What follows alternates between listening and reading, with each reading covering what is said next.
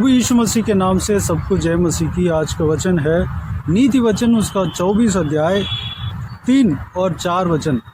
घर बुद्धि से बनता है और समझ के द्वारा स्थिर होता है। ज्ञान के द्वारा कोठरियाँ सब प्रकार की बहुमूल्य और मनोहर वस्तुओं से भर जाती हैं।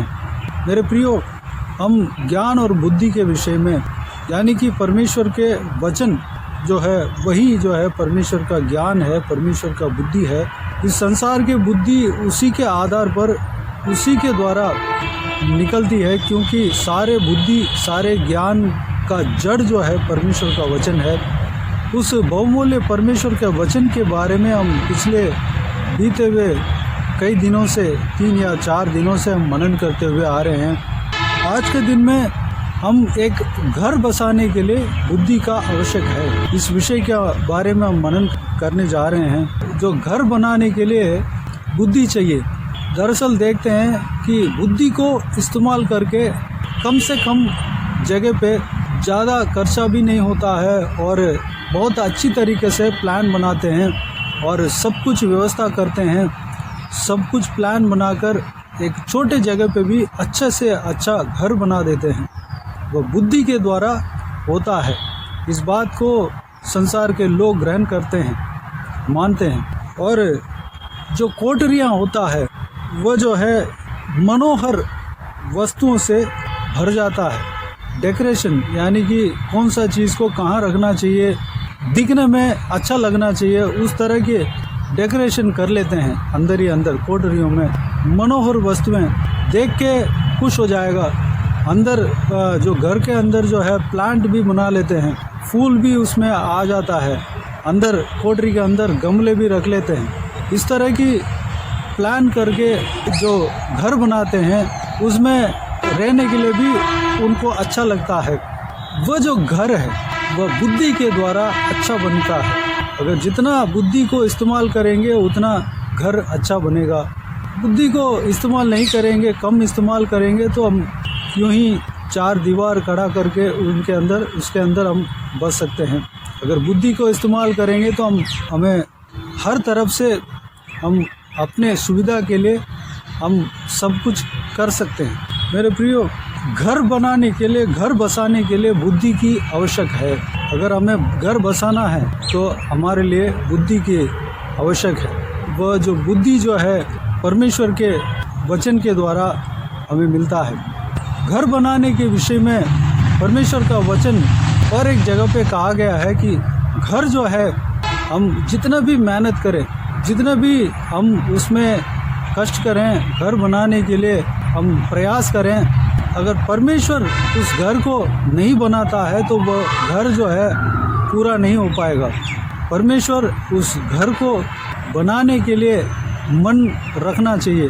परमेश्वर का इजाज़त उस घर के लिए होना चाहिए, तब वह घर जो है पूरा हो पाएगा।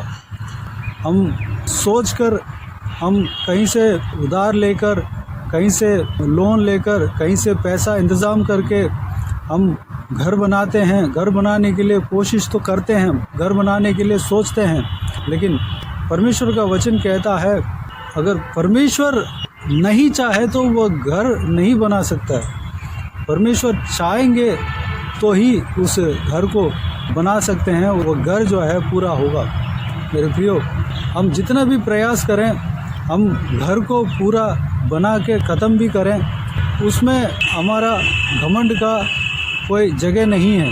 परमेश्वर उस घर को बनाने के लिए अनुग्रह किया है। इस बात को हमें समझना चाहिए। तीसरी बात जो है, परमेश्वर प्रभु यीशु घर बनाने के विषय में इस तरह कहते हैं कि तुम घर बनाने से पहले प्लान करना है, कितना खर्चा होगा, कितना उसमें मटेरियल का कितना लगेगा, लेबर का कितना लगेगा। हमें प्लान बनाकर हमें पहले से ही हमें प्री प्लान कर लेना है। इस बात को प्रभु यीशु मसीह ने कहा है, हमें प्री प्लान कर लेना है, तब उस घर को बनाने के लिए हमारे लिए आसान रहेगा और पूरा भी बन पाएगा। अगर हम प्री प्लान नहीं बनाते हैं, पहले से ही हम एस्टिमेट नहीं करते हैं, तो वह घर जो है आधे में रुक जाएगा और लोग जो देखने वाले हैं वो कहेंगे कि देखो ये घर बसाने गया, घर बनाने के लिए शुरू किया, वो ख़त्म नहीं कर पाया। इस तरह की 4 बातें लोग बोलने लगेंगे। मेरे प्रियो, प्रभु यीशु ने कहा तुम अगर कोई घर बनाता है तो उससे पहले वह अच्छी तरह एस्टीमेट बना लेता है, कौन कौन सा सामान उसमें लगेगा, उसमें कितना खर्चा होगा, कौन कौन उसमें काम करेंगे, सब कुछ कितना समय होगा, कितना खर्चा होगा, वो सब कुछ वो प्लान अच्छी तरह से वो कर लेता है। उसके बाद वो घर को बनाता है। मेरे प्रियो, उसी तरह इसी के साथ प्रभु यीशु ने ये उदाहरण भी देता है कि अगर कोई दूसरा देश में युद्ध करने के लिए जाते हैं, राजा और उनके सेना जाने के लिए सोचते हैं, तो जाने से पहले वह सोच लेता है कि जो सामने जो युद्ध करने के लिए जा रहे हैं उनके पास कितना दल है, कितना सेना है और हमारे पास कितना सेना है। हम जाएंगे तो इस सेना के साथ जाएंगे तो उस सेना के साथ, उस देश के सेना के साथ युद्ध करके जीत पाएंगे कि नहीं, हमारे पास हथियार सफिशिएंट है कि नहीं, ये सब कुछ देखकर प्लान करके सोच कर उसके बाद जाते हैं। अगर बिना सोचे जाएंगे तो वह जो है हार का बात हो जाता है। यह भी प्रभु यीशु मसीह ने नया नियम में कहा है। मेरे प्रियो, इस सारे उदाहरण, जो सारे बात जो परमेश्वर का वचन के द्वारा हमें मिला है, उस सारे बातों के द्वारा हमें यह समझ में आता है कि हमें बुद्धि चाहिए, अक्ल चाहिए। कोई भी काम करने से पहले हमें अपना जो बुद्धि है, जो परमेश्वर ने दिया है, जो इंसान के अक्ल जो है परमेश्वर ने जो दिया है कि समझ, उस समझ को हमें इस्तेमाल करना चाहिए। कोई भी काम करने से पहले हमें सोच लेना है, प्री प्लान करना है, समझ हमारे अंदर रखना है, बुद्धि को हमें इस्तेमाल करना है। हम ऐसे ही यूं ही नहीं जाना है। हमें परमेश्वर ने अक्ल दिया है, बुद्धि दिया है, उस बुद्धि को हमें इस्तेमाल करना है। ये परमेश्वर का वचन कहता है। साथ ही साथ जो ये भी समझना है कि हम जो भी काम करने जा रहे हैं वो अपने बल बुद्धि को परमेश्वर ने जो दिया है उस बुद्धि को हम इस्तेमाल तो कर रहे हैं, लेकिन उस काम को परमेश्वर करता है। परमेश्वर अगर करना चाहेगा वो जो काम है तभी पूरा होगा, नहीं तो नहीं होगा। परमेश्वर उस काम को करने के लिए हमारे लिए, वो उस काम के लिए अलाउ करता है। परमेश्वर उस काम के लिए ओके बोलता है, तब वो काम हमारे लिए पूरा होगा। इस बात को भी हमें समझना है। हम अपने समझ को, अपने बुद्धि को इस्तेमाल करना है, लेकिन ये भी समझना है कि हम परमेश्वर के बिना कोई काम नहीं कर सकते। ये भी हमें समझना है। और तीसरी बात जो हमने देखा है, हम जो भी काम करने से पहले हमें अपने जो परमेश्वर ने जो बुद्धि दिया है उस बुद्धि को इस्तेमाल करके हमें सोच लाना है, हमें एस्टिमेट कर लेना है क्या करने जा रहे हैं, उसमें क्या क्या आवश्यकता होगा, क्या क्या हमें ज़रूरत पड़ेगा, उसके हिसाब से हमारे हाथ में फाइनेंशियल सोर्स है कि नहीं और कहीं से सपोर्ट है कि नहीं, वो सब कुछ हमें ये भी समझना, सोचना और प्लान करना, एस्टिमेट करना हमारे लिए आवश्यक है। मेरे प्रियो, यानी कि परमेश्वर ने हमारे लिए दिमाग दिया है, बुद्धि दिया है, उस बुद्धि को हमें इस्तेमाल करना है, हमें समझ को इस्तेमाल करना है, हमें ज्ञान जो परमेश्वर ने दिया है उस ज्ञान को हमें इस्तेमाल करना है। किसी को कंप्यूटर चलाने का ज्ञान परमेश्वर ने दिया है, आपने पढ़े होंगे, आपने पढ़ा है, वह आपके बल से नहीं, परमेश्वर ने आपको दिया है।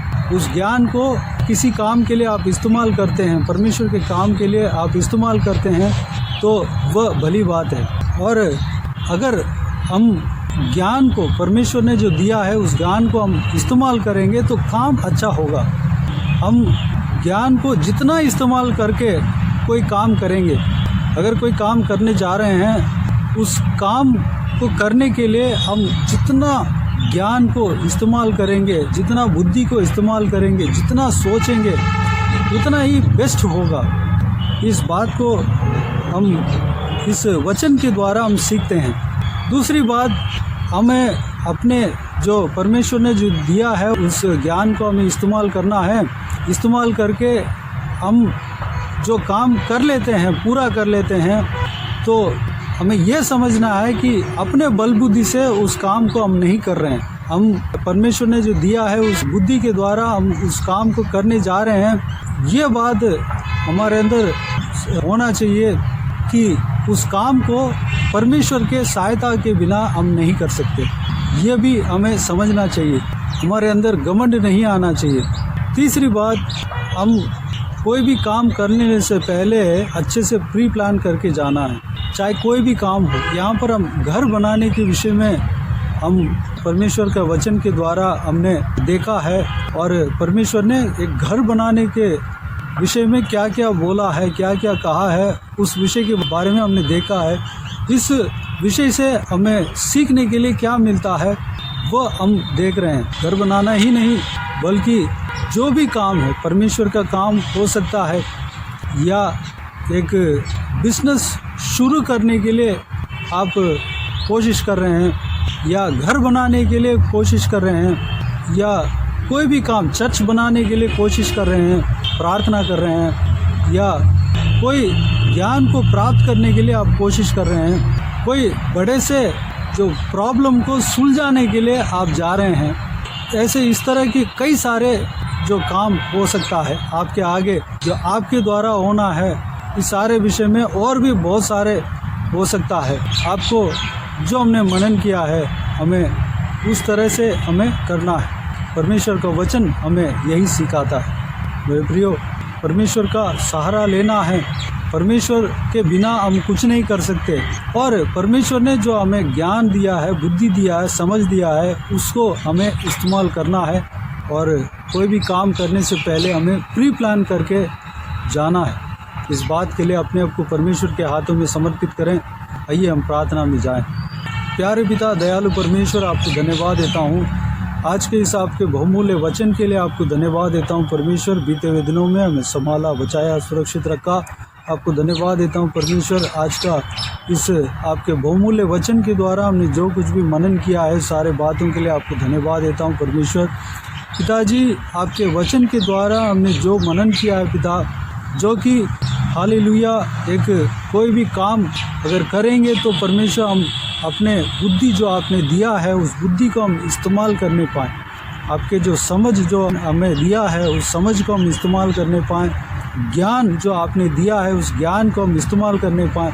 हम जितना ज्ञान को, बुद्धि को और समझ को इस्तेमाल करके उस काम को करते हैं उतना ही बेस्ट होता है परमेश्वर। और परमेश्वर, हम ये भी जान लेने पाएँ कि हम जितना भी ज्ञान, बुद्धि, समझ इस्तेमाल कर उस काम को कर लें, अगर आपका इच्छा नहीं है, आपका आशीष नहीं है, आपके हाथ उस काम के ऊपर नहीं है, तो वो काम पूरा नहीं हो पाएगा परमेश्वर। अगर वो काम पूरा हो जाता है तो वो आपके अनुग्रह के वजह से ही पूरा होगा परमेश्वर। हमारा प्रयास ही नहीं बल्कि जो हमारा प्रयास है वो भी आप कराते हैं परमेश्वर। पिताजी, उसमें आपका अनुग्रह है, आपका कार्य है, आपने उस काम के लिए अलाउ किया है और आपके हाथ है परमेश्वर। हालेलुया। हमारा बल नहीं है, बिल्कुल भी नहीं है परमेश्वर। इस बात को हम समझने पाएँ और कोई भी काम करने से पहले आपने जैसे कहा हम प्री प्लान करके जाने पाएँ परमेश्वर, एस्टिमेट करके जाने पाएँ।